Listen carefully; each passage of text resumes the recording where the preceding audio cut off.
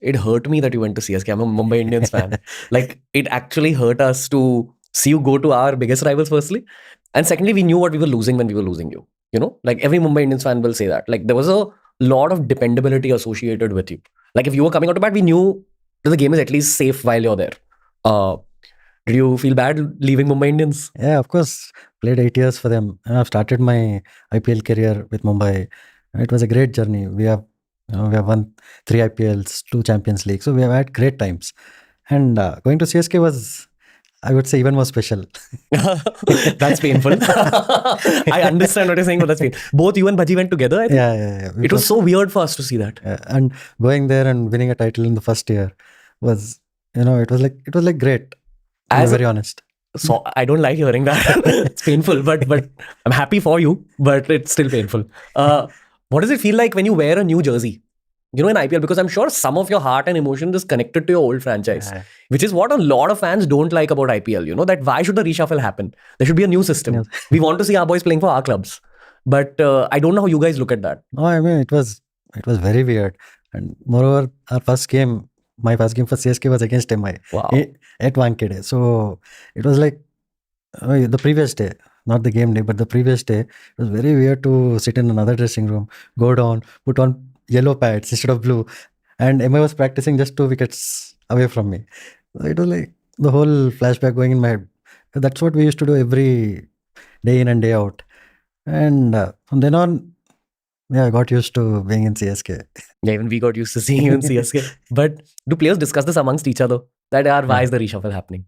Sometimes yes, because once you're so comfortable in a setup and you're doing your role well, the team's doing well, and team's also all set, and suddenly all this happens. And as a player, it feels weird, and it's also difficult to adjust to a new franchisee. But I think for the IPL, it is good. Makes it fresh again. Makes it fresh, and also teams get a lot of good players, and makes it more even. That's what I would say. Yeah, it does make it more even, but it still hurts the fans on some level. Yeah. Like, imagine Pollard wearing a Kings 11 Punjab jersey tomorrow. It just feels weird. Or Ambati Rayudu wearing a CSK jersey. It just doesn't feel weird now because we've seen you in it. But don't worry, I'm playing for MI Emirates in the IL T20. Yeah, still, but like, it's like your face, everything we associate with our Mumbai Indians blue, up to that point. And then the reshuffle just, I don't know, I understand that makes it even. But mostly, I think a lot of educated fans actually don't want reshuffles. Yeah. Instead, I mean, I've always thought, please correct me if I'm wrong and if I'm saying something wrong, but in American sports, they have a draft system where the top college players are drafted into the teams that finish at the bottom in order to kind of balance it out over time. So my logic was, why don't they do that with some of the top domestic circuit players who have not got IPL contracts yet, have a bit of a draft system? And I agree with you. I think teams should be kept constant because that will build a culture. So every time to build a new culture around a team is very difficult. So I think in a way, MI and CSK have been able to retain their core for a long time. I think that's why they've been so successful. And as you said, with the draft system, all other teams also can do that. Yeah. Or even if they want to continue the auction, give a larger purse to the weaker teams. Something like that to just balance it out. There's nothing like weaker or stronger. It is just everybody have the same money. It's just what they do with it. A lot of teams don't have any idea of how to build a team. And a lot of people sitting in those rooms have absolutely no clue. Because they're not from the cricket world? No, even if they are from the cricket world, I don't think they see things the way they should be seen. They are just, they're just so immersed in numbers, stats, all that nonsense. Sport is sport. You see a sportsman for who he is or what he's about to bring. What is his mindset? All this is out of the window. If somebody is hungry enough to, come back after a bad season to have an impact, they don't see all that. They just see stats and they say a player is finished, player is that. Nobody is ever finished. Players always have ups and downs. It's when a player is going through a lull, that is when you back him. That's what makes champions team. MI does that, CSK does that. I think KKR, even when Gautipai was there, he used to do that a lot. See, there you have 12 IPLs amongst the teams that I've told you. So there's a certain culture that people, I think other franchises don't understand.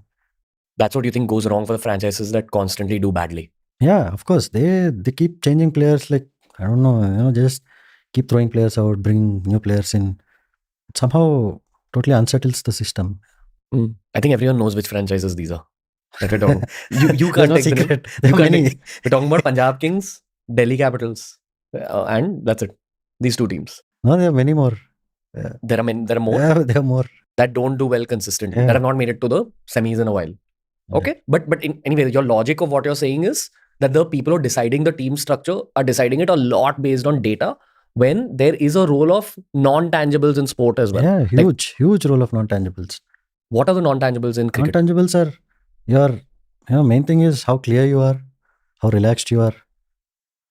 The most important thing to have in a team environment, important thing not to have in a team environment is anxiety. A lot of teams bring that anxiety into their training, into their dressing rooms, into their team meetings, into their cricket. Like everything is about high pitch. High pitch means? High pitch meaning, just to show things. Okay. It is like, understood. Yeah. This is a part of, not all, but a lot of Indian corporate culture. Yeah, Like I think that they take a lot of tension about things. Yeah. That tension has come from Indian MBA colleges and it's made its way to Indian corporate culture. Not only Indian, all the support staff, a lot of foreigners as well. They bring in that kind of, Oh, really? yeah. When things have to be actually quite relaxed, calm.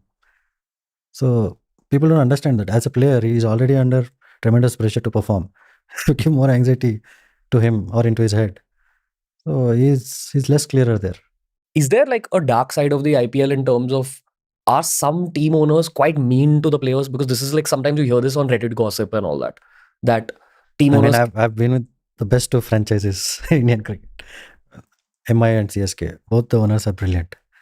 They are so good to the players. Truth is in the results. Yeah.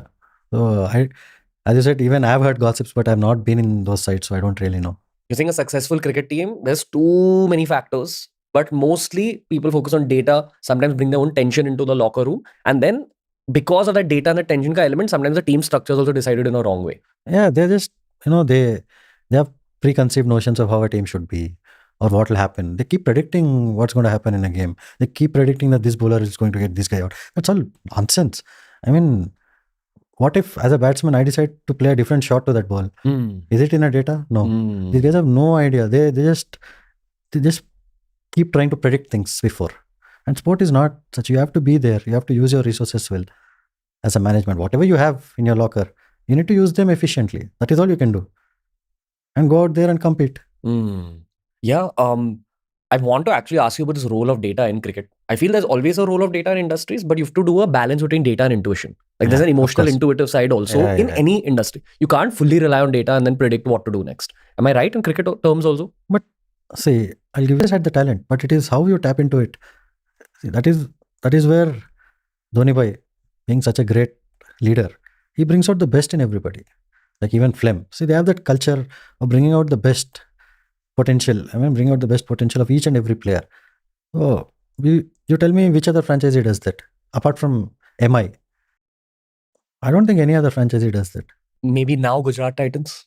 Yeah, Gujarat slowly emulating CSK model and types. Yeah, but they have not had a bad year yet. So you'll only know once they have a slightly bad year how they would react to it. Or okay. So when a good franchise like MI or CSK has a bad year, actually what goes wrong? Because nothing goes wrong. It's just that everything in sport, you can never be successful every day.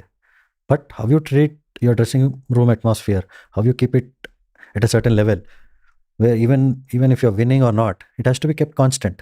That is where people will feel that, okay, I need to do more. Or, they know that your effort is more valued than the result. That is where both the franchises have excelled.